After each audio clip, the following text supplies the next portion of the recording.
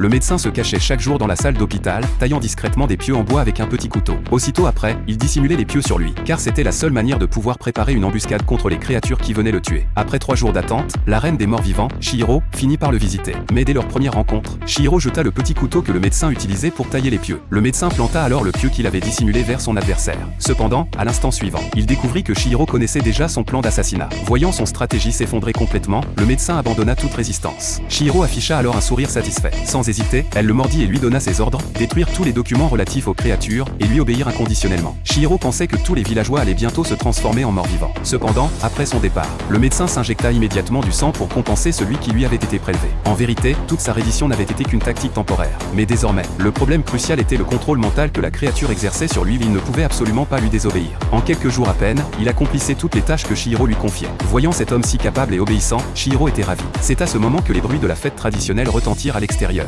Chihiro pensa que bientôt, comme les gens dehors, les créatures pourraient circuler librement. Car le seul vrai danger du village, ce médecin n'était plus un ennemi. Mais à l'instant suivant, le médecin l'invita à sortir pour se promener aux abords du sanctuaire. Il pensait qu'une sortie aussi légitime aiderait à dissiper la méfiance des villageois envers eux. Trouvant son argument raisonnable, Chihiro accepta sa proposition. Cependant, à peine arrivé au pied du sanctuaire, Chihiro se figea, paralysé par la terreur. C'était parce que les créatures redoutaient naturellement les sanctuaires. Plus Chihiro s'en rapprochait, plus la peur l'envahissait. Étant donné qu'elle était la maîtresse du château de la montagne, sa présence attira rapidement l'attention de nombreux villageois. Chihiro ne pouvait plus supporter cela. Elle ordonna au médecin de la ramener immédiatement. Cependant, le médecin refusa catégoriquement. Il demanda aux personnes présentes de soutenir Chihiro. Son contact glacial et sans vie choqua profondément ces hommes. Mais ce qui était crucial, c'était le parfum qu'elle portait. C'était exactement celui que portait sa fille décédée. Le médecin déclara à tous, cette femme n'a pas de température corporelle ni de battement cardiaque. Bien que certains villageois aient d'abord douté, ils découvrirent rapidement que le médecin disait la vérité. Chihiro devint alors la cible de la colère des villageois. Pourtant, ils découvrirent qu'aucune de leurs attaques ne pouvait la tuer. C'est alors que le médecin révéla la façon de tuer une créature, enfoncer un pieu directement dans le cœur de la créature.